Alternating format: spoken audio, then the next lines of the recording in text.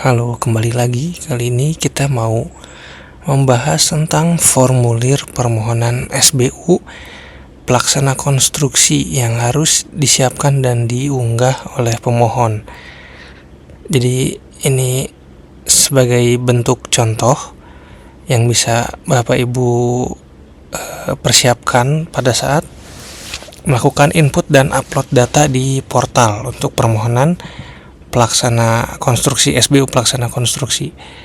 Jadi saya sudah siapkan contohnya di sini untuk beberapa formulir. Ini sebenarnya bisa dilihat, di-download di portal, ada beberapa contohnya, namun saya coba jelaskan bagaimana cara penerapannya.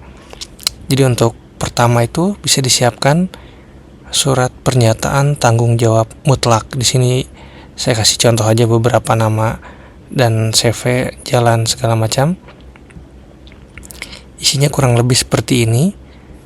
Menyatakan bahwa PJT, PJBU, dan PJSK bukan sebagai aparatur sipil negara dan selanjutnya. Nanti ini bisa Bapak Ibu bisa ikuti contohnya seperti ini, atau bisa juga langsung download di portal, ada contoh formatnya. Nah, ini namanya surat pernyataan tanggung jawab mutlak, perlu digabung dengan daftar tenaga kerja dan juga KTA jika diminta untuk dilampirkan KTA-nya. Jadi kurang lebih di 3 lembar atau lebih. Jadi digabung jadi satu file, surat pernyataan tanggung jawab mutlak digabung dengan daftar tenaga kerja konstruksi. Nah, misal di daftar tenaga kerja konstruksi ini permohonan SBU Bapak Ibu lebih dari satu, misalkan daripada dibuat terpisah filenya, bisa juga disatukan. Misal yang pertama itu di konstruksi gedung hunian. Seperti ini, Bapak Ibu setelah sudah isi nama PJT dan PJSKBU-nya, misal ada permohonan lain di sini, gedung perkantoran, atau mungkin yang sipil, jadi SKK-nya PJSKBU-nya pasti beda orang. Nah, jika memang ada 3 permohonan SBU dan ingin langsung ringkas dijadikan satu file, bisa juga. Jadi Bapak Ibu buat dulu yang pertama, nanti bikin lagi lembar baru untuk KBLI sesuai permohonan SBU yang akan diajukan. Jadi seolah-olah ada tiga lembar daftar tenaga kerja ditambah SPTJM dan KTA. Jadi total lembar yang digabung jadi satu file ada 5 lembar. Jadi seperti ini contohnya ya. Kemudian neraca. Nah, di sini neraca, kalau untuk pelaksana konstruksi ini tergantung dari beberapa lembaga.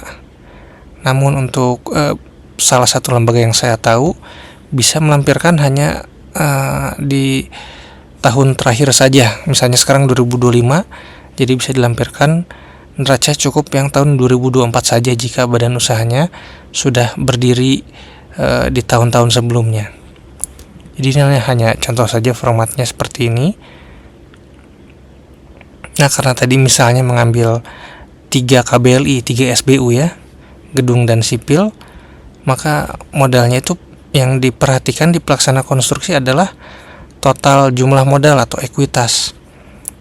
Nah, jumlah modal ini yang dilihat adalah per KBLI-nya itu 300 juta. Tadi karena ada 3 permohonan, 300 juta dikali 3, jadi minimal itu harus ada 900.000 untuk ekuitas jumlah modalnya.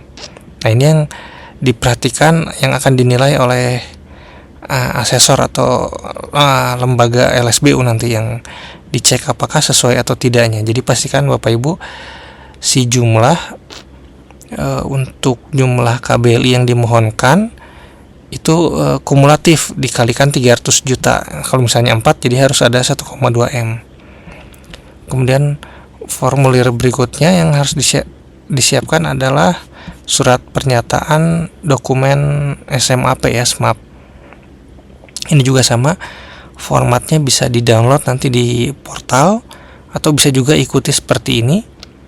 Nah, ini surat pernyataan badan usahanya. Isinya kurang lebih seperti ini. Kemudian pastikan di sini jangka waktu untuk pemenuhannya. Kalau kualifikasi kecil 3 tahun, kalau kualifikasi menengah 2 tahun, dan kualifikasi besar 1 tahun. Begitu juga untuk yang spesialis. Kalau Bapak Ibu memohonkan SBU spesialis itu 2 tahun untuk pemenuhan persyaratannya. Jadi seperti itu formatnya. Kemudian yang terakhir adalah format pemenuhan alat. Nah, untuk alat ini kalau belum punya terdaftar di SIM PK, apalagi permohonan baru, bisa gunakan surat pernyataan ini. Tapi sesuai catatannya di sini pemenuhannya sebisa mungkin dalam 30 hari kalender sejak SBU terbit. Misalnya tadi yang 3 KBLI ya, 3 SBU, PG01 dan PG02, hunian dan perkantoran. Alatnya misalnya sama, menggunakan video camcorder. Jadi cukup 1 lembar ini untuk 1 kode SBU yang BG. Jadi kalau Bapak Ibu memohonkan lebih dari 1, misalnya ada 5 permohonan SBU BG, bisa di sini terus ditambahkan saja BG1, BG2, BG3, BG4, BG5. Itu bisa oleh 1 alat kalau kualifikasi kecil. Tapi kalau kualifikasi menengah dan besar berbeda persyaratannya. Menengah itu 2, kalau besar itu 3. Jadi 3 alat untuk 1 bidang, 1 klasifikasi. Nah, tapi karena tadi contohnya ada yang sipil, jadi Bapak Ibu perlu buat lagi yang sipilnya terpisah karena kodenya depannya BS. Bidangnya itu sipil bukan gedung, jadi perlu dipisah. Ini karena contohnya untuk kualifikasi kecil, maka bisa cukup 1 alat saja tadi ya. Nah, itu untuk beberapa formulir yang bisa dipersiapkan. Bentuknya kurang lebih seperti ini nanti. Nah, ini Bapak Ibu perlu beri kop surat dan juga cap tanda tangan materai untuk formulir yang akan dilampirkan. Sini kita lihat.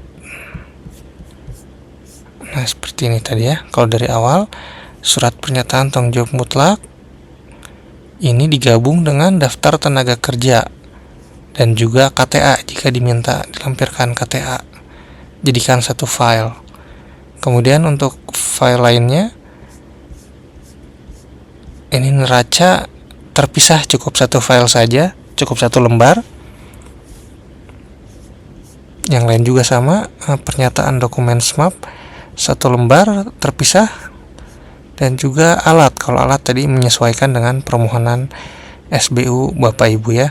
Kalau memang lebih dari 1 KBLI yang diajukan, lebih dari 1 SBU yang diajukan, tentu mengikuti jumlah lembarnya mengikuti permohonan berdasarkan bidangnya atau klasifikasinya. Jadi seperti itu Bapak Ibu kurang lebih formulir yang perlu dipersiapkan.